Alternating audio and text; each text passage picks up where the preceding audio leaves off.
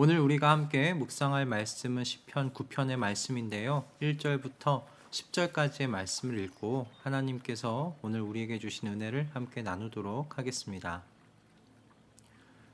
주님, 나의 마음을 다 바쳐서 감사를 드립니다. 주님의 놀라운 행적을 쉼 없이 전파하겠습니다. 가장 높으신 주님, 내가 주님 때문에 기뻐하고 즐거워하며 주님의 이름을 노래합니다. 주님 앞에서 내 원수들은 뒤돌아서 도망쳤고 비틀비틀 넘어져서 죽었습니다. 주님은 공정하신 재판장이시기에 보좌에 앉으셔서 공정하고 정직한 판결을 나에게 내려주셨습니다. 주님께서 이방 나라들을 문책하시고 악인들을 멸하시며 그들의 이름을 영원히 지워 버리셨습니다. 원수들은 영원히 자취도 없이 사라졌습니다. 주님께서 그 성읍들을 뿌리채 뽑으셨으므로 아무도 그들을 기억조차 못하게 되었습니다. 주님은 영원토록 다스리시며 심판하실 보좌를 견고히 하신다. 그는 정의로 세계를 다스리시며 공정하게 만백성을 판결하신다. 주님은 억울한 자들이 피할 요새이시며 고난받을 때 피신할 견고한 성이십니다. 주님을 찾는 사람을 주님께서는 결단코 버리지 않으시므로 주님의 이름을 아는 사람들이 주님만 의지합니다. 아멘. 이 말씀을 듣는 오늘도 우리는 세상 속으로 들어가 살아갈 겁니다. 그런데 이 세상 속에서 생활하는 중에 우리는 교묘한 착각 속에 빠져 살 때가 있는 것 같습니다. 간혹 말이죠. 그리스도인으로서 입술로는 하나님께서 세상을 다스리신다고 말하지만 우리의 결정과 그리고 사고 방식 속에서 하나님이 아니라 사람의 힘을 따라 이 세상이 좌지우지 되는 것처럼 여기고 결정할 때가 있으니 말입니다. 사무엘상 17장에 등장하는 이스라엘이 꼭 그와 같은 모습이었다 생각이 들었어요. 블레셋 사람들과 싸우기 위해 서로 마주보고 진을 친 이스라엘 사람들, 그런데 그 블레셋 진에서 나온 골리앗이란 장수 때문에 이스라엘 백성들, 이스라엘 이 군대들은 아무것도 해보지 못하고 그가 떠드는 하나님에 대한 모욕적인 비방만을 듣고 놀라고 떨기만 했을 뿐이었습니다. 그 누구도 하나님의 영광을 그 말로 짓밟는 골리앗을 향해 나아가지 못하고 있었던 것이죠. 이유는 분명해 보입니다. 골리앗을 맞서면 죽을 것이 너무 분명해 보였기 때문입니다. 그것이 두려웠기 때문입니다. 모든 전쟁을 하나님께서 주관하고 계신다고 말은 하였지만 이스라엘 백성이 지금 보여주고 있는 건 이 전쟁이 사람의 힘과 힘의 싸움이라는 것을 증명해 보여주고 있는 모습이었어요. 그런데 그곳에 다윗이 등장합니다. 다윗은 집에서 전쟁터에 나아간 형들의 안부를 확인하기 위해서 보내졌는데 때마침 골리앗이 나와서 하는 말을 들은 겁니다. 다윗은 어떻게 할례받지 않은 자가 하나님의 군대를 이렇게 모욕할 수 있느냐면서 사울 앞에서 자신이 출전하겠다고 말하죠. 그리고 골리앗 앞으로 나아가면서 그 유명한 말을 남깁니다. 너는 칼을 차고 창을 메고 투창을 들고 나에게로 나왔으나 나는 내가 모욕하는 이스라엘 군대의 하나님 곧 만군의 주님의 이름을 의지하고 너에게로 나왔다. 주님께서 너를 나의 손에 넘겨주실 터이니 내가 오늘 너를 쳐서 내 머리를 베고 블레셋 사람의 주검을 모조리 공중의 새와 땅의 들짐승에게 밥으로 주어 온 세상이 이스라엘의 하나님을 알게 하겠다. 또 주님께서는 칼이나 창 따위를 쓰셔서 구원하시는 것이 아니라는 것을 여기에 모인 이 온 무리가 알게 하겠다. 전쟁에서 이기고 지는 것은 주님께 달린 것이다. 주님께서 너희를 모조리 우리 손에 넘겨주실 것이다. 아멘. 여러분, 다윗이 가진 이 믿음은 하나님께서요 정의와 공의로 세상을 다스리고 계신다는 믿음이었습니다.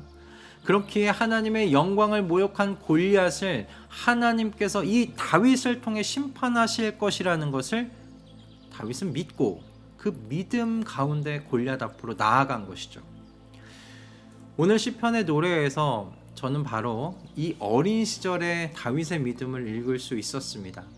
사람의 눈에 보이는 세상은요, 골리앗과 같은 세상이어서 골리앗과 같은 힘과 능력이 세상을 움직이는 그런 세상으로 봅니다. 그러나 다윗이 가진 믿음의 눈은 달랐어요. 이 세상은 사람의 힘과 능력으로 움직여지는 세상 아니라 하나님께서 공의와 공정으로 다스리시고 판결하시는 그런 세상이다라는 것입니다. 우리는 이 땅에서는 사람들이 자기 마음껏 살다가 죽음 이후의 세계에서 신 앞에서 재판을 받는다는 식으로 생각하고는 합니다. 그런 문화가 신과 함께라는 영화에서도 잘 나타나지 않습니까? 사후에 살았던 이 땅에서의 죄에 대한 값을 치른다, 그런 이해 말이죠.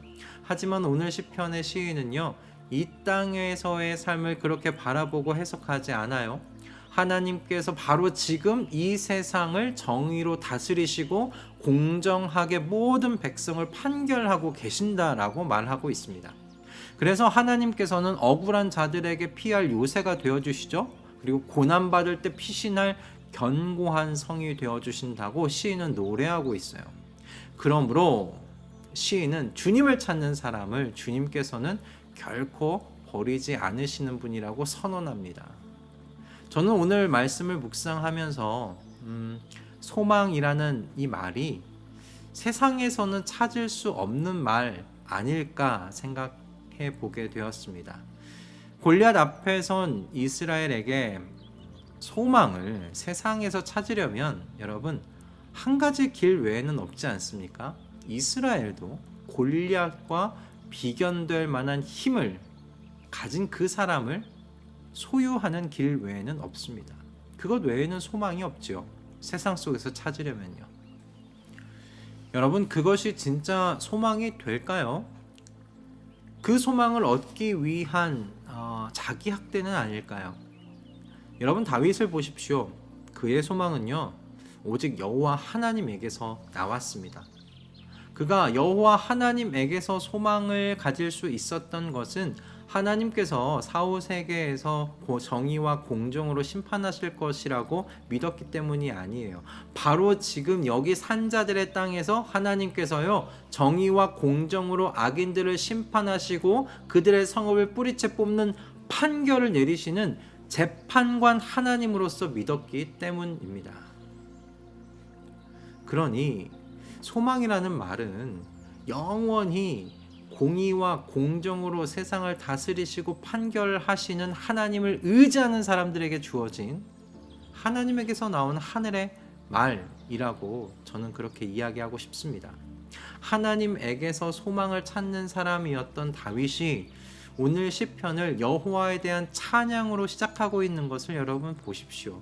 내가 주님 때문에 기뻐하고 즐거워하며 주님의 이름을 노래한다고 말하고 있지 않습니까? 여러분, 이 세상은 힘 있는 소수의 사람들이 다스리고 이끌어가는 세상 아닙니다. 정의로 다스리시고요, 공정하게 모든 사람들을 판결하시는 바로 그 하나님께서 다스리시는 세상입니다. 그래서 바로 그 하나님께서요, 억울한 자의 요새가 되어주세요. 고난받을 때 피신할 견고한 피난처가 되어주시는 그런 여러분 세상이라는 겁니다. 하나님께서는 하나님을 찾는 사람들을 결코 버리지 않으십니다. 하나님께서 여러분 이와 같은 분이심을 믿으십시오. 그리고 그 믿음이 여러분을 하나님에게서 소망을 찾도록 인도할 겁니다. 그리고 바로 그 소망이 다윗과 같이 주님 때문에 늘 기뻐하며 주님의 이름을 노래하는 이 땅에서의 삶이 되도록 이끌어 갈 줄로 믿습니다. 2023년 하나님의 이름을 믿는 그 믿음이 소망을 낳는다는 것을 경험하고 누리셔서요, 기쁨 가운데 주님의 이름을 노래하면서 사는 저와 여러분 다 되실 수 있기를 주님의 이름으로 축복합니다. 할렐루야. 기도하겠습니다. 주님, 세상을 살다 보면 이 세상이 사람의 힘이 지배하는 세상처럼 여겨질 때가 얼마나 많은지요. 그리고 그 속에서 연약한 저희 또한 사람의 힘을 의지하고 가져보려고 애쓰는 인생을 살 때가 있습니다. 그러나 오늘 시편의 기도를 통해 세상의 실체를 바로 볼 수 있게 해주셔서, 믿게 해주셔서 감사드립니다. 이 세상은 하나님께서 공의와 공정으로 다스리시고 판결하시는 세상임을 고백합니다. 이 사실을 믿음으로 오직 주님에게서만 소망 찾기를 결단합니다. 그러니 주님, 다윗과 같이 주님 때문에 기뻐하고 즐거워하며 살 수 있게 해주시옵소서. 주님의 이름을 즐거워하며 노래하는 인생 되게 하여 주시옵소서. 그래서 우리도 주님의 놀라운 행적을 쉼 없이 전파하는 인생 되게 하여 주시옵소서. 오늘도 우리에게 주신 모든 것에 감사하오며 우리 주 예수 그리스도의 이름으로 기도드립니다. 아멘.